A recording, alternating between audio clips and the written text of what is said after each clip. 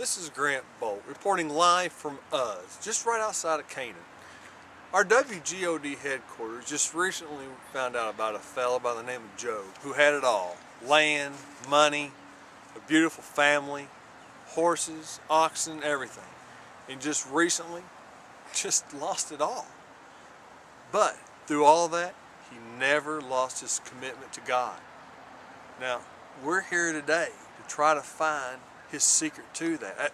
As a matter of fact, where we're standing now is where his home used to be, his beautiful farm. So we're hoping, oh, excuse me, yes. You're kidding me. The devil tested him and he survived? Oh my gosh. Okay, no, I understand. No, I'll definitely be easy and gentle with him. You know, in hindsight, should we even, try to talk to this man? I mean, the pain. Okay. No, we'll do it. Okay. All right. Folks, I'm sorry. That was our WGOD headquarters. They have just found out some breaking information about Job, the pain he's going through. Apparently, God and the devil actually had a conversation about him, and God told the devil, go ahead, test him. Because God knew Job would not break his commitment to God. He knew that Job would stay committed to him and love him. I just can't imagine. I would rather we try to get this straight from Job. Let's try to talk with him. He's standing right over here. Let's see here. Excuse me, sir. Are you a reporter, or are you just wanting to do an interview of me? Just save your breath. I just don't want to talk to the camera at all. No, sir, listen, I understand. And I can't imagine the pain that you're going through, and I understand if you don't want to speak with us. I'm actually here to offer you some hope, and I tell you, what would you say if I'm here to try to offer you encouragement? Well, I mean, what do you care about me? And reporters, they only want a story. You don't care anything about me. Well, I understand that is the case in most instances, but not today. I assure you, I'm here for you, and I'm here to hear your story. And if you'd be willing, I would love to hear it. Well, I suppose. I guess. I tell you what, we'll just stand here together, just start at the beginning, and I'll just listen. Okay. Well, it wasn't that long ago. Everything was going wonderfully. My children, my sons and daughters, they were having a big party in my house, and the crops were flowing, and God's blessings were so abundant, it was just overwhelming. And then just a few days ago, one of my messengers came to me and said that the Sabaeans had attacked and had killed every one of my donkeys and my oxen.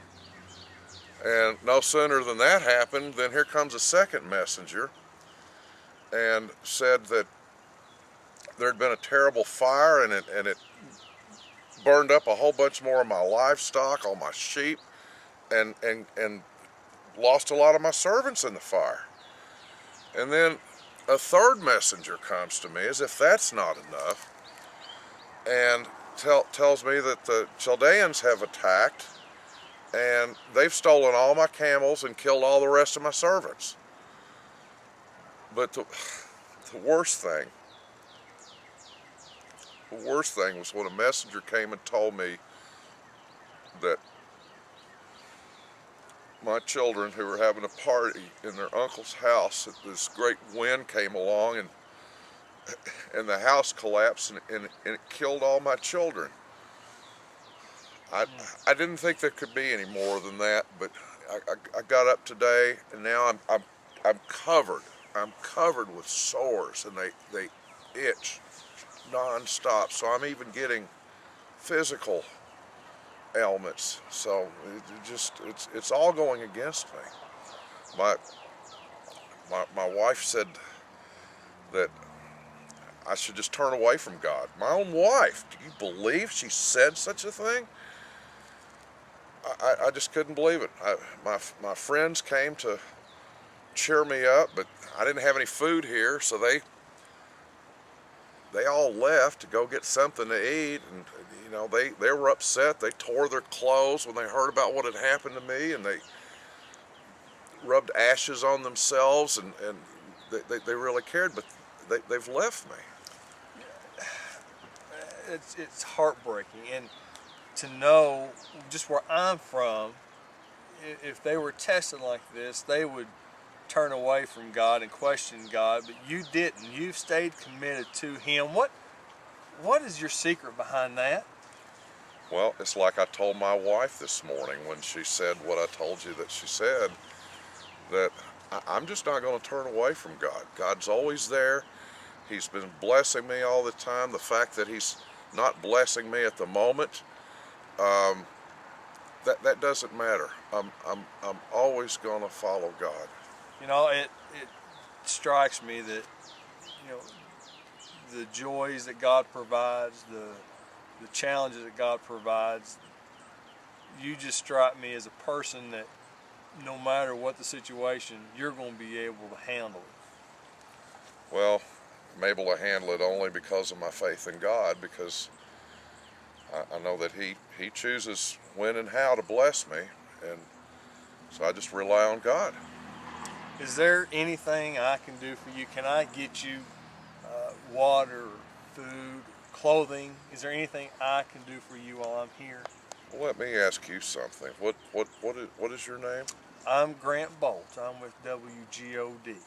Oh, I've heard a lot of wonderful things about you. I'm very glad to meet you. I would have been more willing to speak with you if I had known. But since you ask, would you mind staying with me until my friends come back? Giddy up, friend. I will be with you as long as we need to be with you. Folks, we're going to send it back to headquarters at WGOD. Again, this is Grant Bolt reporting live from us just right outside of Canaan with our dear patient friend Job. Remember, patience is a virtue of life, and we're going to have some patience here and wait, won't we? So, Thank you. Thank you, Mr. Bolt. Let's send it back to headquarters.